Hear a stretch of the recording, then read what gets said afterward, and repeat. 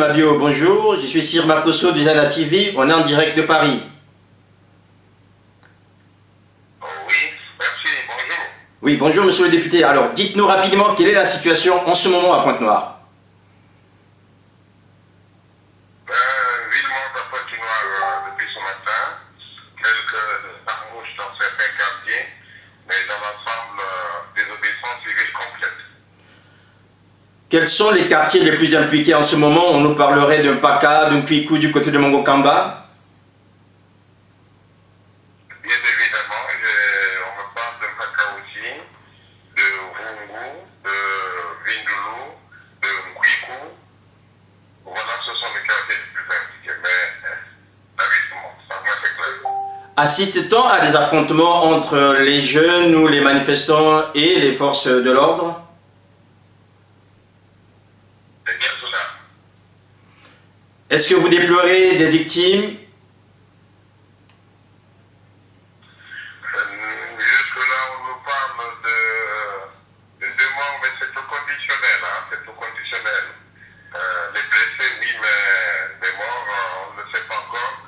Ce soir, en faisant le point vers 20 heures avec tous ceux qui sont sur le terrain, on pourra nous dire exactement ce qui se passe. Alors, vous-même, en ce moment, est-ce que vous êtes avec la population et de quel côté? Comment ça se passe là en ce moment? On nous parlait que vous vous dirigez vers le Mumba, c'est ça? Beaucoup de forces de police sont déployées à travers toute la ville et dans les différents quartiers. Les opérations sont donc menées de façon sectorielle dans les quartiers pour le moment. Mais ça se passe bien.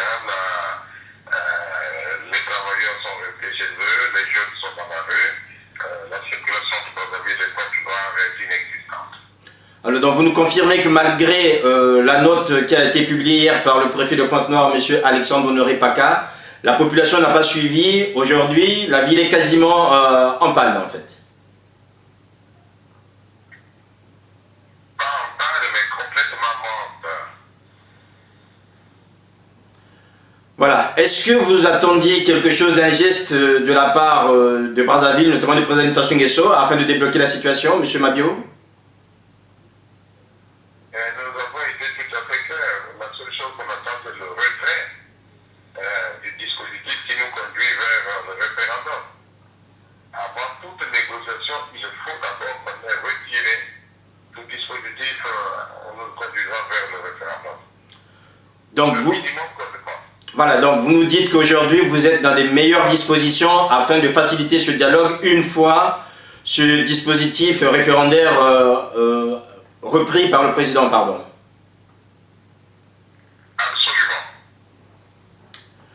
Est-ce qu'aujourd'hui, la ville étant quasiment, le pays étant quasiment coupé au niveau international, les médias ne fonctionnant quasiment pas, avez-vous un message par rapport à la communauté internationale, aux Congolais à travers le monde? Est-ce qu'on peut penser que les choses rentreront dans l'ordre d'ici là, M. Mabio? Nous ne savons pas exactement, mais pour nous, le processus tel qu'il est lancé, c'est jusqu'au jour du référendum. C'est-à-dire jusqu'au dimanche, la désobéissance civile doit se poursuivre. L'objectif étant, bien sûr, pacifiquement, d'empêcher absolument la tenue de ce référendum. Une information courue cette matinée, M. Mavungu Mabio, que vous avez été arrêté, est-ce vrai? Non, pas du tout, pas du tout. Par contre, j'ai eu un entretien assez cordial avec le commandant de zone qui m'a fait chercher. Je me suis présenté, nous nous sommes entendus sur le fait que la désobéissance civile ne doit pas être assimilée aux actes de vandalisme. Donc, pas d'acte de vandalisme, mais une désobéissance pacifique, d'abord. Est-ce que vous nous confirmez aussi que vous-même avez fait l'objet de menaces de la part de M. Olusegun? Vous dites?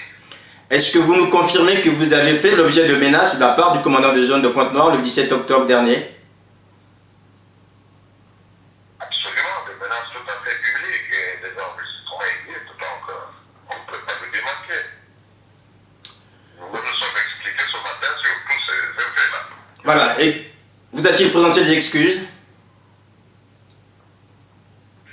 Oui, vous a-t-il présenté des excuses par rapport à ce menace qu'il avait proféré en public à votre rencontre, M. Mabio? Ça remonte, enfin, c'est un ensemble, un cocktail de différents événements survenus dans la ville, mon leadership qui dérange un peu certaines personnes, mais voilà, on s'est compris entre hommes. Par rapport aux événements du 17, avez-vous aujourd'hui le bilan exhaustif des victimes, notamment des blessés? Nous savons qu'il n'y a pas eu de mort, mais les blessés, comment ça se passe en ce moment, M. Mavungu Zinga Mabio? En ce qui concerne ce qui s'est passé après la journée du 17, le 17, nous avons dénombré 13 blessés, dont un grave. Ils sont en train de suivre les soins dans les différents hôpitaux. Certains ont même déjà quitté l'hôpital, mais nous n'avons pas déploré de mort le 17 octobre dernier. La journée du 18, il y a eu aussi des échauffourées du côté de Nkwiku au carrefour de Vonvan. Est-ce que là aussi on a dénombré des victimes? Non, on n'a pas dénombré de victimes. Quelques jets de gaz lacrymogène. Et puis je pense qu'il y a eu 2 magasins qui ont été pillés. Voilà, c'est tout. Voilà, merci monsieur le député Mavungu Zinga Mabio. Je rappelle que vous êtes en ce moment le représentant de l'IDC Frocade à Pointe-Noire et que vous nous dites que la ville est quasiment morte et que vous attendiez en ce moment un geste de la part du président de la République afin de reprendre ou de vous attabler pour que la situation redevienne à la normale. Non, nous attendons plutôt pas un geste du président de la République, mais nous attendons que le président de la République retire son dispositif juridique nous conduisant à un référendum avant toute négociation. Merci et bon courage à vous du côté de Pointe-Noire.